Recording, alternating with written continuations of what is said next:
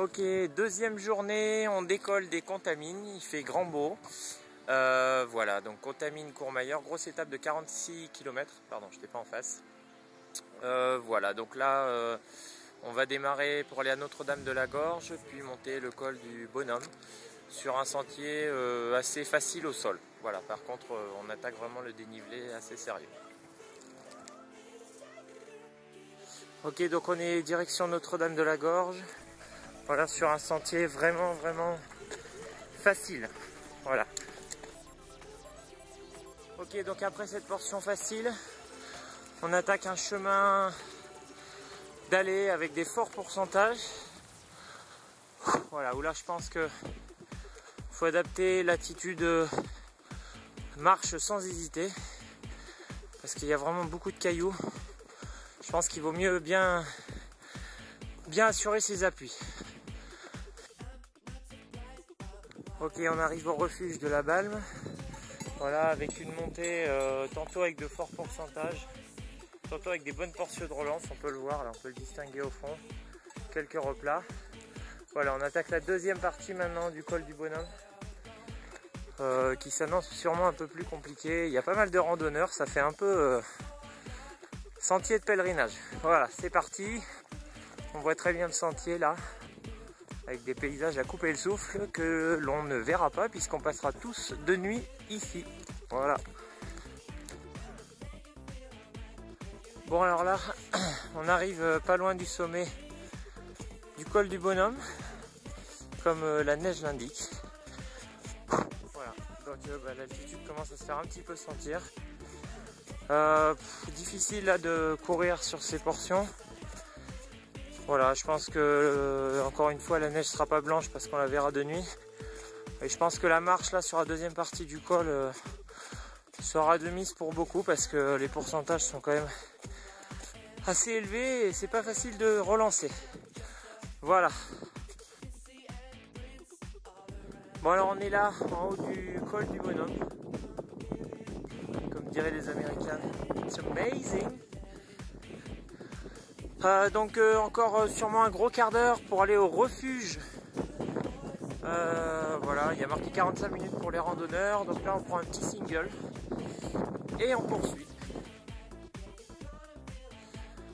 Donc nous voici au refuge de la Croix du Bonhomme, toujours une superbe vallée et on va descendre direction Échapieux, donc une grosse descente, rien de particulier, single je pense, voilà, donc on va essayer de s'engager le mieux possible. C'est une descente qui va durer 20 minutes pour les plus rapides je pense à peu près. Voilà.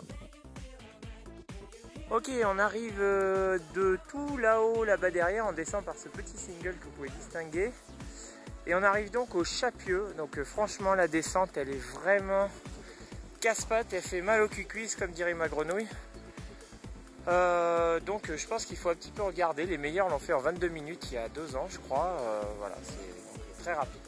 Voilà, on repart direction Ville des Glaciers. Je suis sur un sentier très large qui doit faire 3 km si mes souvenirs sont bons. Voilà, donc là il va falloir réenchaîner sur du plat après cette grande et dure descente. Et ben faut y aller quoi. Voilà.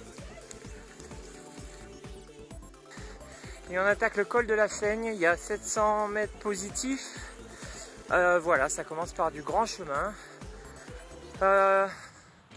On fera un petit point à l'arrivée en haut du col. Voilà, qui doit être, si mes yeux sont pas trop mauvais, en face, là-bas au bout des lacets. Voilà, à toutes. Ok, on arrive au sommet du col de Seigne. On est à altitude de 2000. On n'est pas super étalonné, on doit être à 2005 bientôt. 2004. Voilà, une fin de col qui n'en finit pas, comme dirait l'autre. Donc compliqué quand même, c'est pas facile. Voilà. Allez, après on va basculer, descendre vers le lac Combal. Ça fera du bien aux jambes, j'espère. Ok, donc on a quitté la plaine du lac Combal. Quand on voit la fin ici, avec un petit pont. Et on a pris à droite une bonne pente, encore une fois. qui commence par l'arête du Montfortin et on va rejoindre l'arête du Montfavre par là. Voilà, en tournant 2 fois à gauche a priori. Si les conseils de mon ami Thomas Saint-Giron alias Taz sont bons. Voilà, on est sur l'arête du Montfavre. Ouais, paysage super impressionnant avec du vide à gauche. Voilà, donc maintenant il n'y a plus qu'à s'engager dans la descente qui va nous faire passer par Col-chez-Cruy, puis arriver à Courmayeur, où je pense que tout le monde fera un bon arrêt lors de l'UTMB. Parce que c'est une bonne grosse moitié de la course déjà, enfin une petite moitié mais grosse par les difficultés, qui sera derrière. Voilà.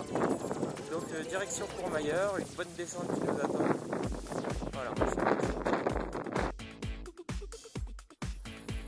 On arrive à Courmayeur après une grosse descente qui fait bien mal. Voilà, donc le bilan de cette première moitié, si on peut dire, de l'UTMB, c'est que c'est archi dur. Franchement, je trouve ça super dur. Les descentes sont vraiment cassantes. Les montées sont exigeantes. Bon, il y a quelques portions où on peut relancer, mais bon. En gros, déjà un schéma compliqué quoi, pour les 77 premiers kilomètres. Je pense que ça va laisser des traces. Et voilà, il va falloir gérer. Voilà, donc je fais un petit coucou à Antoine et Patrick. Voilà, pour cette vidéo.